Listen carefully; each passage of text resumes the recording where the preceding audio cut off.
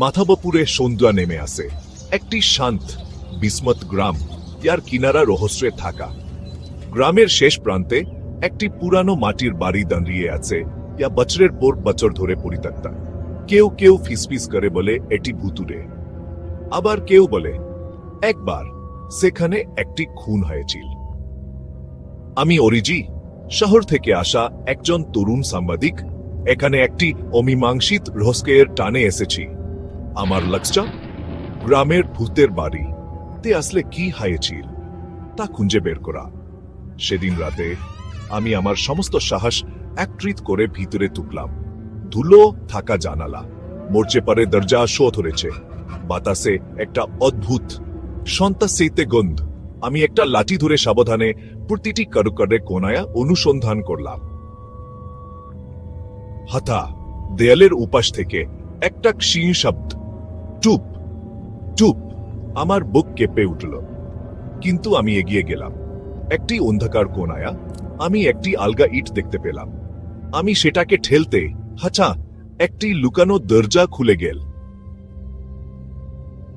ভিতরে একটি টেবিল, একটি নোটবুকে চেওয়ার, পূর্ণ ফাইলের স্তূপ। একটি ডায়েরি খুঁজে পেয়ে আমার হাত কাঁপতে শুরু করলো। আমি সেটা খুলতে জমে গেলাম। জোক্যা হাট্টি, আমি নিজেই হরিপাতাকে মেরেছি। কেউ কখনো জানতে পারবে না। ওর দেহ বাড়ির নিচে আছে। ডায়েরির নিচে একটি বিবর্ণ নীল শার্ট এবং একটি আধাপোড়া আইডি, হরিপদ সাহা, পোস্টম্যান। সেই রাতেই আমি পুলিশকে ফোন করি।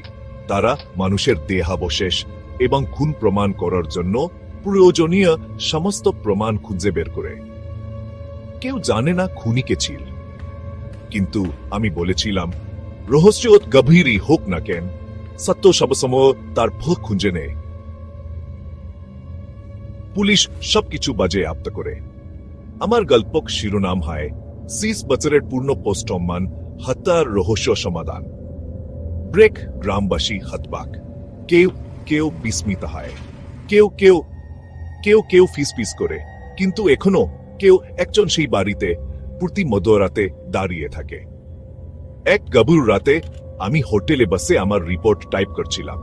হঠাৎ আমার ল্যাপটপ নিজেই বন্ধ হয়ে গেল। ডায়েরির শেষ পাতা বাতাসে উল্টে গেল। সেখানে লেখা ছিল, ইয়ে এই সত্য প্রকাশ করবে, তার পরিণতি আমার মতোই হবে। সেই পূর্ণ নীল শার্টের একটা অদ্ভুত গন্ধ আমার দরজার নিচ দিয়ে ভেসে এলো। বাইরে চরম নীরবতা, শুধু একটা শব্দ ছাড়া।